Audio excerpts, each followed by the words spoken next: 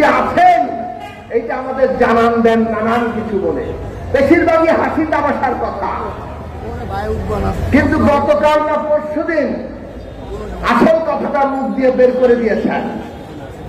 বললেন তিনি প্রধানমন্ত্রী ভারত সফরে গিয়ে ভারতের প্রধানমন্ত্রী নরেন্দ্র মোদীর কাছে চীন সফরের কথা বলেছেন এবং ভারতের বাংলাদেশের প্রধানমন্ত্রী চীনে যাবে, এটা নিয়ে ভারতের কোনো আপত্তি নেই।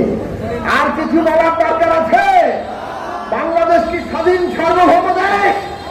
এই দেশের প্রধানমন্ত্রী পৃথিবীর কোনো দেশে যাবে, অন্য কোন দেশের অনুমতি লাগবে? কিন্তু শেখ হাসিনার লাগে। শেখ হাসিনার অনুমতি নিতে হয় এবং তিনি ভারতের প্রধানমন্ত্রীর কাছে চীন যাওয়ার অনুমতি নিয়ে এসেছেন। এই হচ্ছে 53 বছরে মুক্তিযুদ্ধের বাংলাদেশের অবস্থা। এই জন্য আমরা বলি, একটা দেশে যদি ভোট না থাকে, নির্বাচন না থাকে, সেই দেশের গণতান্ত্রিক রাজনৈতিক ব্যবস্থা যদি জনগণকে ঐক্যবদ্ধ রাখতে না পারে, তাহলে সেই দেশের সার্বভৌমত্ব থাকে না। বিদেশি প্রভুর দয়ায় যারা ক্ষমতায় আছে তারা এইভাবে অনুমতি নিয়ে নিয়ে সব কাজ করবে। উনি নাকি উন্নয়নে ভাসিয়ে দিচ্ছেন। এখন ব্যাংকের রিজার্ভ কত? বাংলাদেশ ব্যাংকের রিজার্ভ এমন তলানিতে গিয়ে ঠেকছে, আমদানি করতে পারবে না। $100 বিলিয়ন বাংলাদেশের জনগণের ঘাড়ে বৈদেশিক ঋণ চাপিয়েছে। আর উনি চীন যাচ্ছেন আরো $20 বিলিয়ন ঋণ আনার প্রস্তাব নিয়ে ক্ষমতায় আবার বসে উনি প্রথম দশকাতে এই $20 বিলিয়ন চাইতে যাচ্ছেন। ইতিমধ্যে যা ঋণ তার 5 ভাগের 1 ভাগ ঋণ এক সফরে তিনি চান। অর্থনীতি কোন জায়গায় নিয়ে এসছেন বুঝেছেন? আমাদের দেশের নাগরিক প্রজন্ম থেকে প্রজন্মান্তরে তাদের ঘরে এই বৈদেশিক ঋণ চাপিয়ে দিতে চান। আর এই ঋণ এনে কি করেন? সব কোমর ফাঁস। জেনারেল আজিজ, বেনজির, মতিউর, এই সমস্ত রাষ্ট্রের কর্তা ব্যক্তিরা যারা এই শেখ হাসিনার সরকারকে বিনা ভোটে ক্ষমতায় রেখেছে, তাদেরকে অবাধে লুটপাট করার সুযোগ তারা দিয়েছেন। ঋণ করবে, ঋণ শোধ করতে হবে আমার আপনাকে, আমাদের সন্তানদেরকে। আর লুট করবে আজিজরা, বেনজিররা, মতিউররা।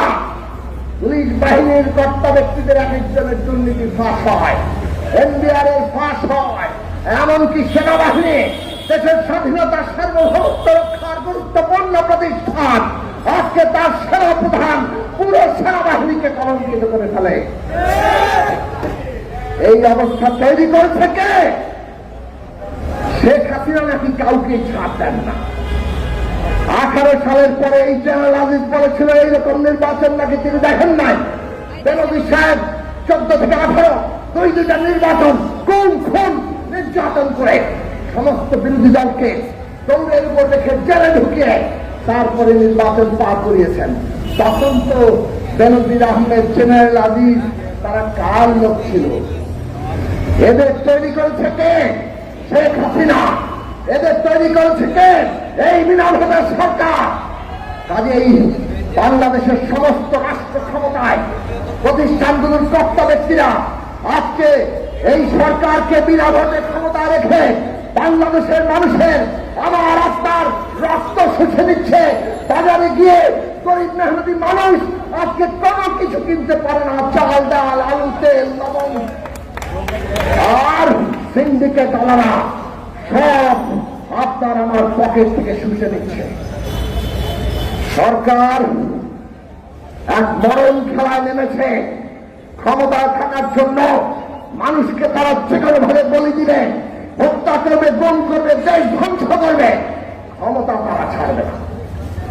ওই যে ছাত্ররা আজকে নেমেছে কোটা সংস্কারের জন্য, আন্দোলন করেছিল 18 সালে, প্রধানমন্ত্রী কোটা বাতিল করেছিলেন।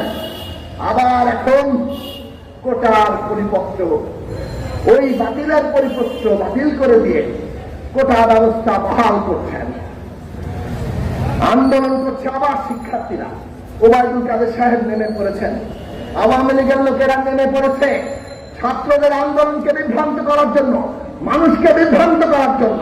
তারা বলছে এর মধ্যে নাকি বিরোধী দল ঢুকে গেছে।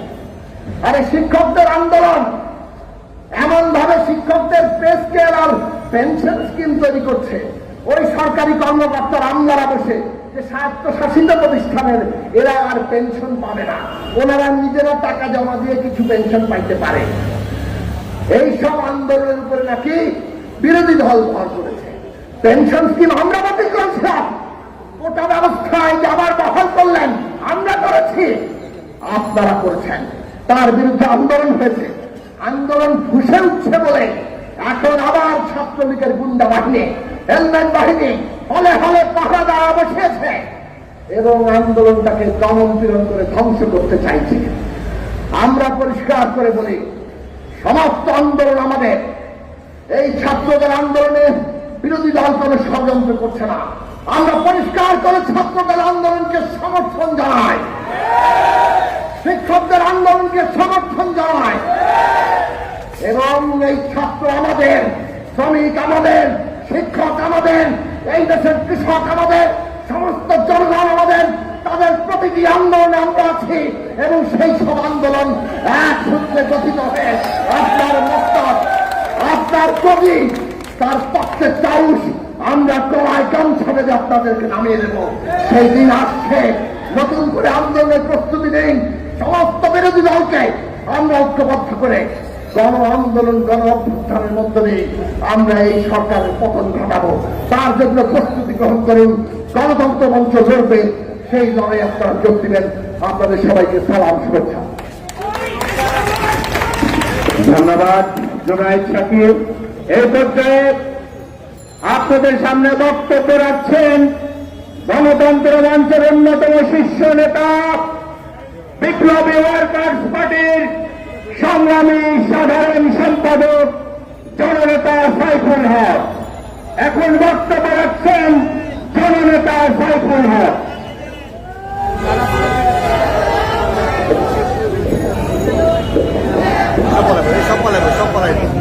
এই বোমগুলো পড়বো।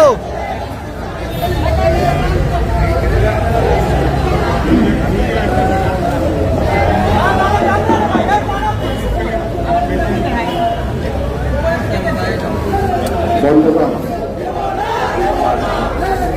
গণতন্ত্র মঞ্চের এই বিক্ষোভ সমাবেশের সংগ্রামী সভাপতি,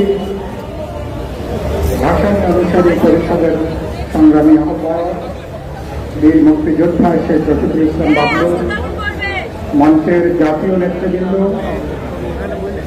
আমাদের গণমাধ্যমের ভাই ও বোনেরা, সুধীমণ্ডলী, বন্ধুগণ, আপনাদের সবাইকে আমরা গণতন্ত্র মঞ্চ পক্ষ থেকে আমাদের সালাম এবং শুভেচ্ছা জানাই। আমরা যখন এখানে আজকে সমাবেশ করছি তখন আপনারা জানেন দেশে অনেকগুলো গুরুত্বপূর্ণ আন্দোলন চলছে। আমরা লক্ষ্য করেছি আমাদের ছাত্ররা তারা কোটা ব্যবস্থার সংস্কারের জন্য তারা একটা আন্দোলনে তারা যুক্ত আছে। আজকের এই সমাবেশ থেকে আমি কোটা সংস্কারের আন্দোলনে যে হাজার হাজার, যে লক্ষ লক্ষ ছাত্রছাত্রীরা যুক্ত হয়েছেন তাদের প্রতি আমাদের সমর্থন, সংহতি এবং একাত্মতা ব্যক্ত করছি। আমরা পরিষ্কার করে বলতে চাই, নয় ছয় না করে অনতিবিলম্বে ব্যবস্থাটার সংস্কার করুন। একই সাথে আজকে আন্দোলন করছেন বিশ্ববিদ্যালয়ের শিক্ষকরা। প্রত্যয় নামে জবরদস্তি করে তাদের উপরে যে পেনশন স্কিম চাপিয়ে দিয়েছে, বিশ্ববিদ্যালয়ের কোন শিক্ষকরা এটা গ্রহণ করেননি।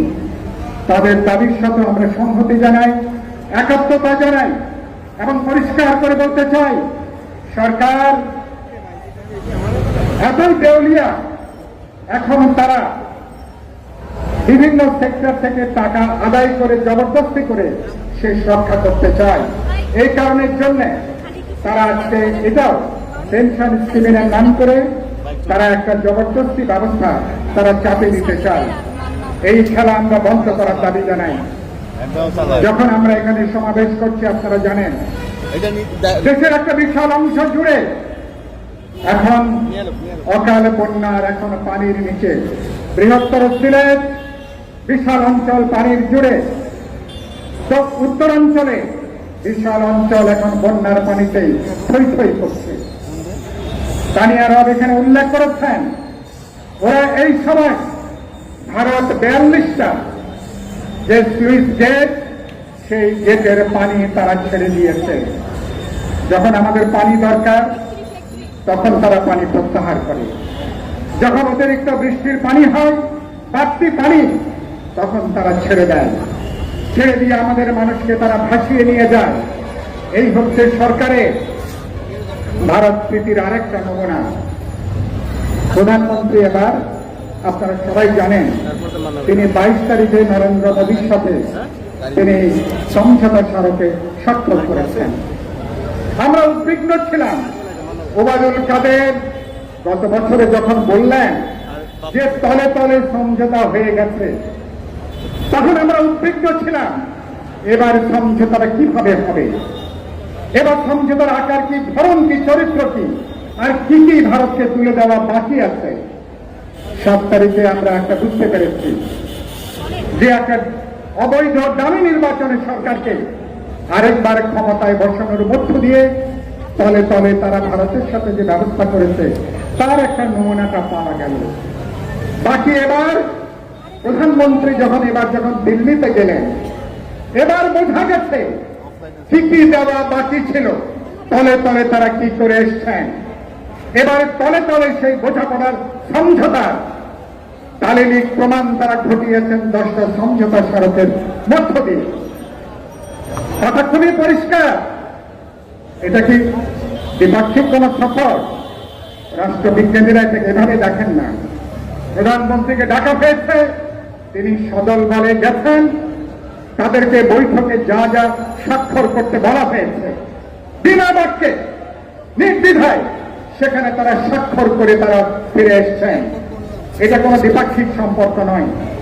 একটা স্বাধীন জাতি রাষ্ট্র কিভাবে আরেকটা দেশের সাথে সম্পর্ক করে, সেটার স্বাধীনতা, সেটা সমতা, ন্যায্যতা, আন্তর্জাতিক বিধিবিধান এবং নিজের স্বার্থ বিবেচনা করে তার পাশাপাশি করে ডিপ্লোম্যাটিক বার্গেনিং করে যে তুমি আমাকে কি দেবে এবং তার বিনিময়ে আমি তোমাকে কি কি দিতে পারি।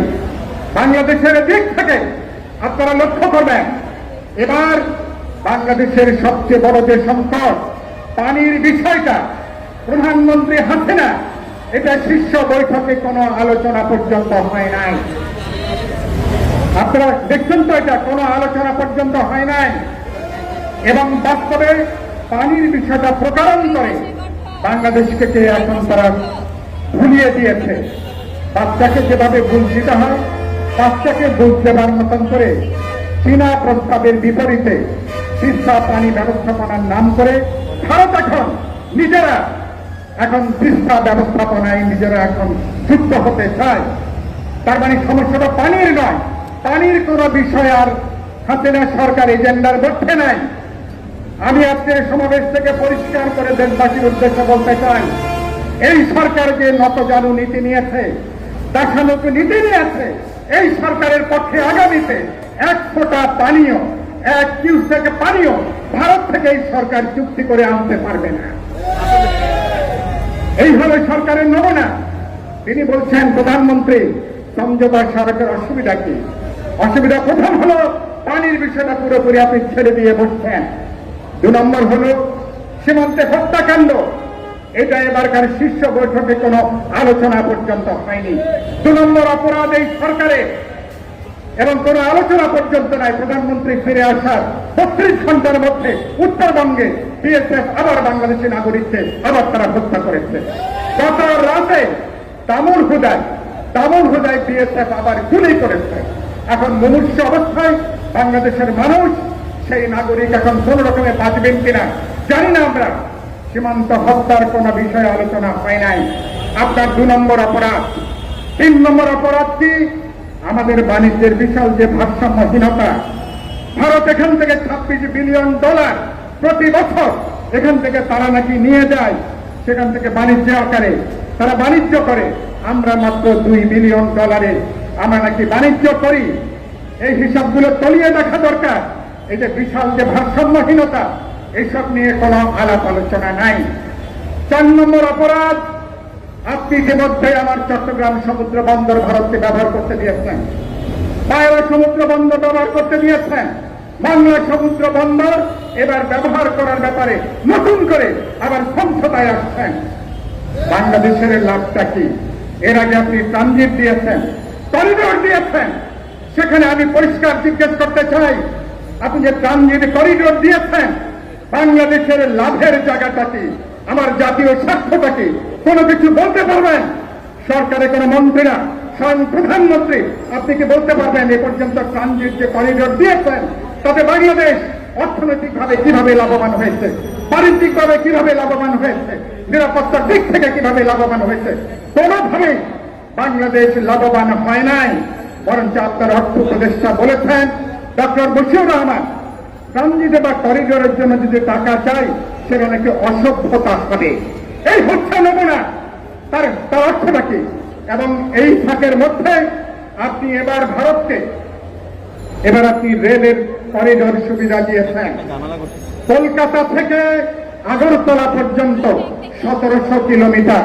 খেয়াল করেন, যদি বাংলাদেশের উত্তর দিয়ে চিকেন নেক দিয়ে যদি ওখানে যেতে হয় 1700 কিলোমিটার, যে কোনো পণ্য পরিবহন করতে গেলে, যে কোনো অন্যান্য বিষয় পরিবহন করতে গেলে, সমরাস্ত্র এমনকি যুদ্ধাস্ত্র পরিবহন করতে গেলে ভারতের প্রতি বছর কত বিলিয়ন ডলার তাদের খরচ করতে হয়।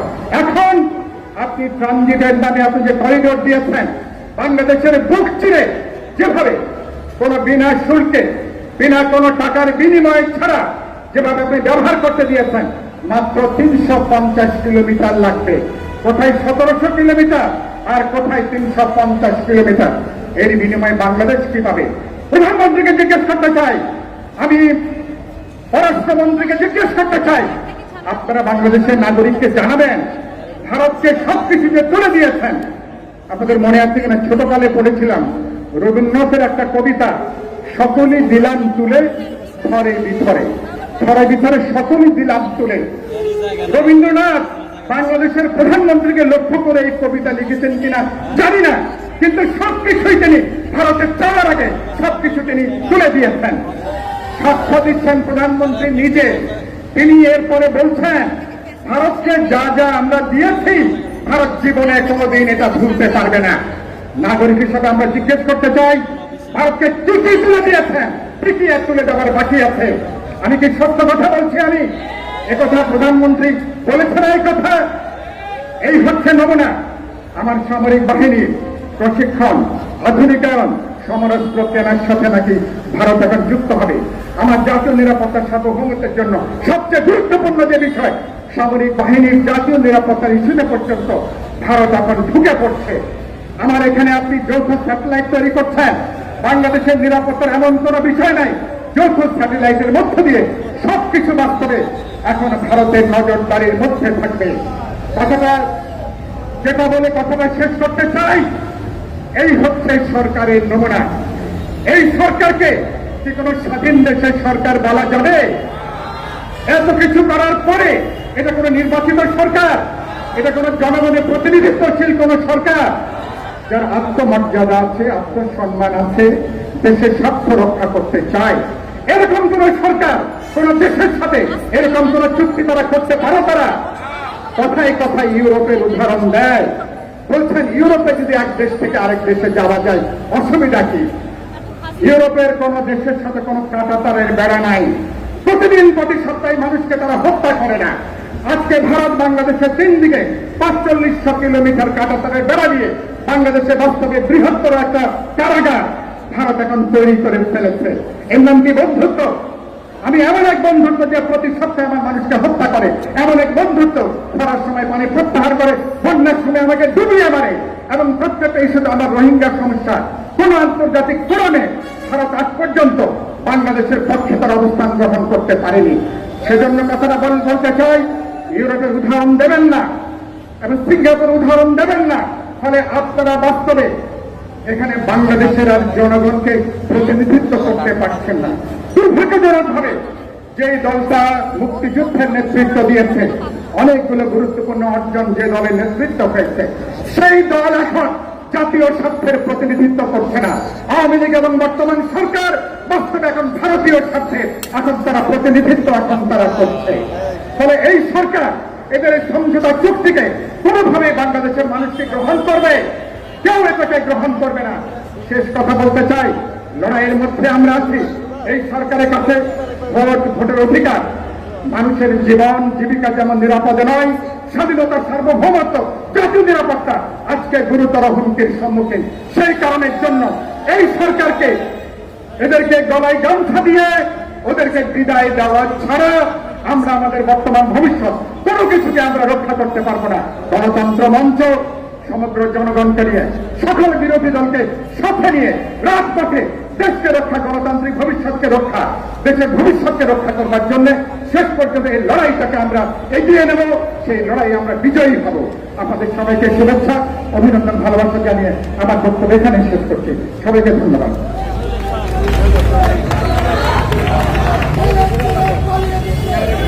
ধন্যবাদ সাইফুল হককে। এবার আমাদের সামনে বক্তব্য রাখছেন গণতন্ত্র মঞ্চের অন্যতম শীর্ষ নেতা, নাগরিক ঐক্যের সভাপতি মাহমুদুর রহমান মান্না। এবার আমাদের সামনে বক্তব্য রাখছেন জননেতা মাহমুদুর রহমান মান্না।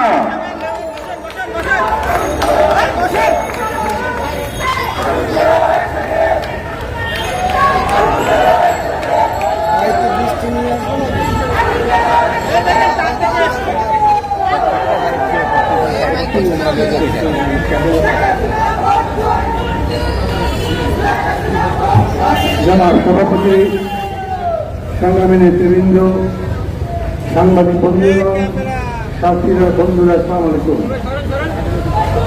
অনেকক্ষণ আরে কি চোর, এ তো ডাকা, এইটা রাখো। দীর্ঘক্ষণ ধরে আপনারা বক্তব্য শুনেছেন। আজকে কি জন্য গণতন্ত্র মঞ্চ এখানে এই প্রতিবাদ সভার আয়োজন করেছে সেটা খুবই স্পষ্টভাবে ব্যাখ্যা করেছেন নেতারা। দুঃখের বিষয় হলো, এত কিছু বললেও সরকারের কানে তো বাতাস যাবে না। প্রধানমন্ত্রী বলেছেন যে কথা হরতালকারী উল্লেখ করলেন, উনি বলেছেন চাইনিজ দিয়ে কি অন্যায় করলাম। আচ্ছা, এরকম করে যদি পাল্টা প্রশ্ন করি, ট্রানজিট দিয়ে কি পেলে? বলা হয়েছিল আমাদের ট্রানজিট দিলে অনেক টাকা পয়সা পাওয়া যাবে, ওরা মাসুল দেবে, ট্রানজিট ফি দেবে। আমাদের দেশ সেই টাকায় সিঙ্গাপুর, ব্যাংকক এবং অন্যান্য উন্নত দেশের মতো হয়ে যাবে। বহুবার আমরা জানতে চেয়েছি এই পর্যন্ত ট্রানজিট থেকে আমাদের ইনকাম কত, জবাব নাই। বাজেটটা পুরো করে দেখেন আমাদের সরকার কোন খাত থেকে কত ইনকাম করছে, তার মধ্যে ট্রানজিটের মাসুলের কথা নাই। এইবার যেটা করলেন এটা সবাই বলেছে, আপনি আপনার নিজের দেশকে বিপদে ফেললেন। সরকার তো স্বীকার করে না, বলে না। সংসদের মধ্যে বিদেশের সাথে সম্পর্ক চুক্তি কিংবা মেমোরেন্ডাম, এটা উপস্থাপনের নিয়ম আছে, ওনারা সেটা উপস্থাপন কখনো করেনি। আমরা পরিপূর্ণভাবে জানি না যে কি কি সম্পাদিত হয়েছে, তার বিবরণগুলো কি। ভারতের পত্রিকা লিখেছে, ভারতের কোন কোন নেতা লিখেছে, এই যে করিডোর বা ট্রানজিট যেটা না হলে নতুন করে রেলপথ স্থাপনের মধ্যে দিয়ে ভারত থেকে ভারতীয় ট্রেন সরাসরি এসে বাংলাদেশের মধ্যে ঢুকবে, বাংলাদেশ পার করে আবার ওইদিকে 7 সিস্টারের কাছে ভারতের মধ্যে ঢুকবে। এটা চিকেন নেকের বিকল্প, বুঝে দেখেন। চিকেন নেক ভারতের একমাত্র জায়গা যেটা 7 সিস্টারে যাওয়া যায়। 7 সিস্টারে প্রায় সব কয়টা সিস্টারের মধ্যে বিদ্রোহী। কোন কোন বিদ্রোহী এইরকম শক্তিশালী যে তারা একদম সরাসরি ভারতের স্বাধীনতা সার্বভৌমত্বে আঘাত করে। চিকেন নেকের পাশে ডোকলাম, এই ডোকলামে ভারত চীনের যুদ্ধ হয়েছিল তাদের সীমানা, তাদের বাউন্ডারি নিয়ে এবং তাদের জায়গা জমি নিয়ে। সেই বিতর্কের নিষ্পত্তি হয়নি। অরুণাচল প্রদেশের অনেকখানি জায়গা এখন পর্যন্ত ভারত বলে চীন দখল করে আছে, সেটার কোনো নিষ্পত্তি হয়নি। এই কারণে তারা ওই জায়গাকে নিরাপদ রাখতে চায়। আর ভারত সবাই জানেন তিস্তা প্রকল্পে চীন যাতে না আসতে পারে সেই জন্য তারা বিরোধিতা করছে। কেন? তাদের কথা হচ্ছে তিস্তা থেকে চিকেন নেক এত কাছে, চীন যদি এখানে একটা স্থাপনা রাখে সেই জায়গায় তারা সামরিক বাহিনীর লোকজন সরঞ্জাম ইত্যাদি আনতে পারবে, গোয়েন্দাদের আনতে পারবে, আমাদের সিকিউরিটির প্রবলেম হবে। ভারত এত বড় একটা রাষ্ট্র, ওদের সিকিউরিটি নিয়ে বড় বেশি চিন্তা। বাংলাদেশে নির্বাচন হবে সেই ব্যাপারেও তারা বলে আমাদের সিকিউরিটির যেন কোনো সমস্যা না হয় আমেরিকাকে বোঝায়। আমাদের মাঝে মাঝে দুঃখ লাগে, কষ্ট লাগে, জানি না সত্যি সত্যি কি ঘটনা, কিন্তু আমেরিকা ভারতের কথা শুনে নাকি বাংলাদেশে সত্যিকার গণতন্ত্র আনবার পথে যে উদ্যোগ গ্রহণ করেছিল সেখান থেকে পিছিয়ে চলে যায়। তার গ্রামে স্পষ্টত তথাকথিত সিকিউরিটির নামে তারা বাংলাদেশের জনগণের ভোটাধিকার কেড়ে দেয়, বাংলাদেশের জনগণের মৌলিক অধিকার কেড়ে দেয়, বাংলাদেশে গণতন্ত্র বিকশিত হতে দেয় না। 15 বছর ধরে গায়ের ভিতরে একটা সরকার ক্ষমতায় বসে আছে, তাকেই রাখবার কোনো বিশেষ। আমরা ভারতের সাথে বন্ধুত্ব চাই, কিন্তু ভারত কি আমাদের সাথে বন্ধুত্ব করছে? তারা বন্ধুত্ব সুলভ আচরণ করছে। তাই যদি হয় তাহলে বাংলাদেশের মানুষের ভোটের অধিকার তারা বন্ধ করে দিল কেন? আর সেই রাষ্ট্রকে আপনি চিকেন নেকের বিকল্প এটা দিচ্ছেন। চীন এখন যদি হবে, এইখান দিয়ে কি কি যাবে বিস্তারিত কিছু বলা হয়নি। কেবল যাত্রী যাবে নাকি মাল যাবে? মালগাড়ি যাবে, মালগাড়ির মধ্যে কি কি মাল থাকবে? তার মধ্যে শুধু পেঁয়াজ, রসুন, আদা, নাকি যুদ্ধাস্ত্র পর্যন্ত যাবে, নাকি তার মধ্যে সেনাবাহিনী যাবে? আমরা জানি না, জানতে চেয়েছি, কিন্তু তারা আমাদেরকে বলেনি। খালি আমাদের মনে করে আমরা সবাই দেখি, আমরা কিছু বুঝি না, আমরা যেরকম বলতে চাই সেরকম বিশ্বাস করবে। আমরা মনে করছি কেন এইরকম করে একটা করিডোর দিলেন তার যুক্তি দেখেন কি অদ্ভুত ব্যাপার। বলে কেন ইউরোপ জুড়ে আমাদের এখানে ট্রানজিট থাকলে বলছি ইউরোপিয়ানরা একটা ইউনিয়ন তৈরি করেছে, অনেকগুলো দেশ করে সেইখানে কান্ট্রি তাদের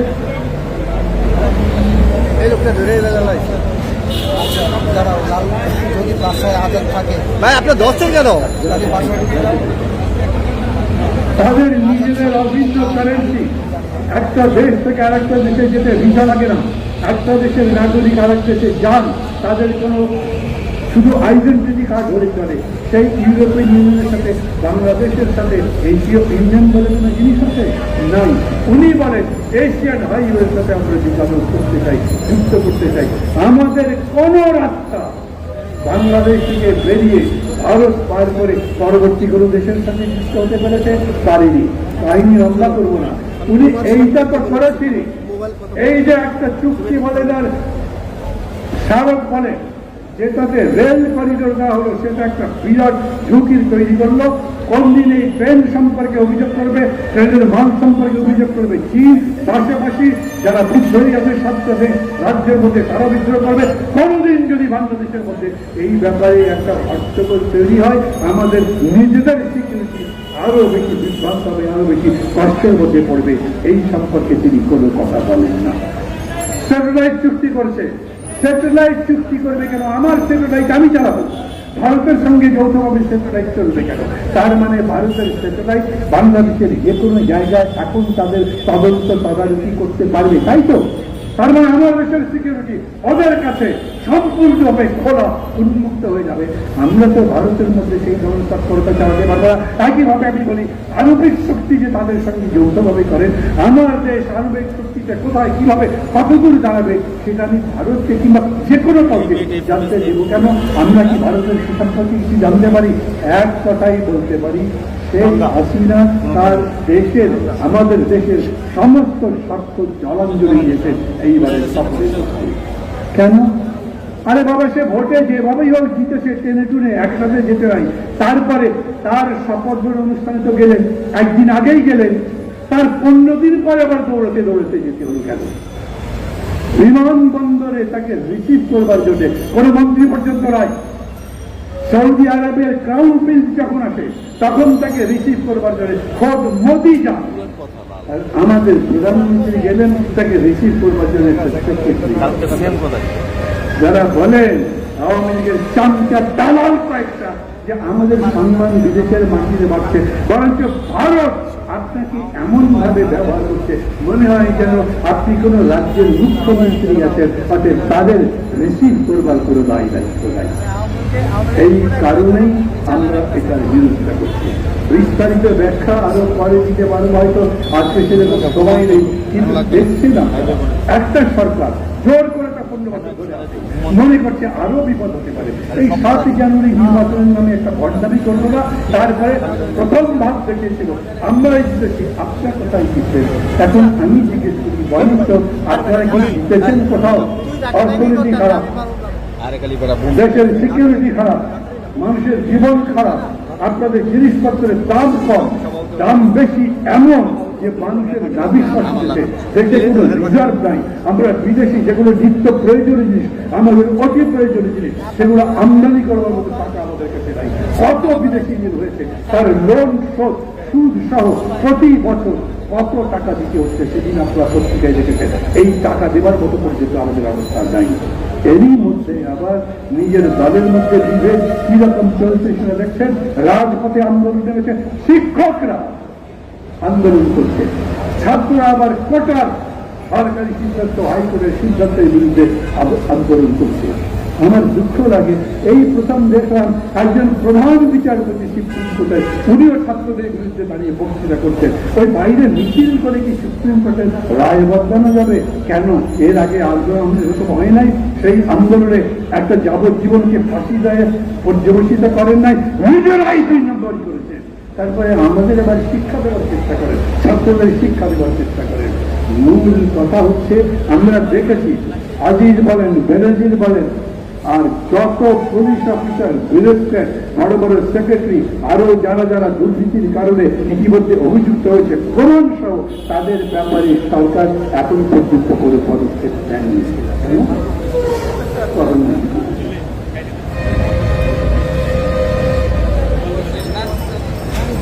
আমি সংক্ষেপ করছি বন্ধুগণ, সরকারের একটাই ঘটনা, তারা ক্ষমতায় থাকবে যে কোনো প্রকারে, যে কোনো ভাবে, অতএব গুন্ডাবাহিনী রাখবে। আওয়ামী গুন্ডা দিয়ে চলে না, অতএব পুলিশকে পারলে লাঠি আর বানাচ্ছে। আর সেই জন্যই বেনজির একের পর এক সম্পত্তি দখল করেছে। হিন্দু মুসলমান মানে নাই, কোন একটা মানুষ যদি টাকা চুরি করে ব্যাংকের মাধ্যমে সেটা বাইরে পাঠিয়ে দেয়, আপনি টের পান না। কিন্তু জমি দখল করে, স্থাপনা করে, সেখানে রিসোর্ট বানায়, দেখেনি কেউ এতগুলো বছর ধরে। তখন চুপচাপ ছিলেন, এখন ভদ্রতা করেন, 40 ডিগ্রি করে, সংসদের মধ্যে বক্তৃতা করে আমি দুর্নীতির বিরুদ্ধে জিহাদ শুরু করতে চাই, কোনো দুর্নীতি আমি সহ্য করবো না। সে এতদিন ধরে তো সহ্য করলেন, লালন পালন করেছেন, নাহলে আজিজ বেনজিররা এতদূর পর্যন্ত আসতে পারত। এবং তারপরেও তিনি আবার 100 কোটি টাকা নিয়ে বিদেশে চলে যান, তার ব্যাপারে তা কোনো কিছু করতে পারেন না। কারো নামে এখন পর্যন্ত গ্রেফতারি করা হয়নি। আমি মাঝে মাঝেই বলি, আমার পাসপোর্ট 10 বছর ধরে আছে, আমি বিদেশ যেতে পারছি, চিকিৎসার কারণে মেডিকেল বোর্ড আমাকে পরামর্শ দিচ্ছে, আমাকে যেতে দেয় না। বিভিন্ন মহল থেকে বলেছে আজিজ বেনজির বাবন যেন দুষ্কৃতিকারীদের, দুর্নীতিবাজদের পাসপোর্ট জব্দ করা হলো না। কেন? কত নির্লজ্জ বলে, তার বিদেশ যেতে তো তাদের নিষেধাজ্ঞা নাই, নিষেধাজ্ঞা দিলেন না কেন? অন্যদের নামে নিষেধাজ্ঞা দেন। আমাদের কেউ যদি বাইরে যেতে চায়, আমি কিংবা বিরোধী দলের কেউ, তাহলে ইমিগ্রেশন ব্যাপারে 2 ঘন্টা আটকে রাখে। ওদের আটকে রেখেছে আমি কাউকে জানি না। বেনজির কোন দিকে গেল, কোন রুটে, কোন ফ্লাইটে, ইমিগ্রেশন এখন পর্যন্ত সে তথ্য দিতে পারবে না। কেন? এরা নিজেদের গদি রক্ষা করবার জন্য একদিকে ভারতের কাছে রাষ্ট্র লিখে দেবে, পুলিশকে সব ধরনের দুর্নীতি করবার সুযোগ দেবে, আর্মিকে পারবে একদম চূড়ান্তভাবে দুর্নীতিবাজ বানাবার চেষ্টা করবে, বিরোধকারীকে ব্যবহার করবে, সমস্ত দেশকে ধ্বংস করে দেওয়ার পরে নিজে ভদ্রলোক সারবার জন্য চেষ্টা করবে। আমাদের প্রধানমন্ত্রী কিন্তু এই কাজ করতে নাই। আপনি তো ওর মধ্যেই বাস করেন, আপনি তো সরকারেরই প্রধান, এই দুর্নীতিবাজদেরই প্রভাব যে এত বড় বড় করে কথা বললেন ওরা কি আওয়ামী লীগ করে, তা আওয়ামী লীগের যে হুইপ তার পুত্রের নামে এত বড় অভিযোগ পত্রিকার পর্যন্ত দেখা হচ্ছে, তার কোনো জবাব আছে? বন্ধুগণ, এই সব কিছুর প্রেক্ষিতে আমরা একটাই কথা বলতে চাই, আমরা অনেকদিন ধরে বলছি এই সরকারের সাথে কোনো আপোষ হবে না। এই সরকারকে আমরা কোনো পারমিশন দেওয়া, তাকে কোনো অনুমোদন দেব না। এই সরকারের বিরুদ্ধে আমাদের লড়াই চলবে। মাঝে মাঝে অনেকেই বলেন অনেক বছর ধরে লড়াই করছেন, পারবেন না তো। আমি বলছি কাল পারিনি, আজ পারবো, আজ পারিনি, কাল পারবো।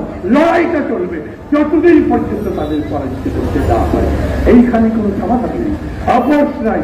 দুর্নীতিবাদদের, চরিত্রহীনদের, জবরদখলকারীদের সঙ্গে গণতন্ত্র মানুষের কোনো আপোষ করবে না।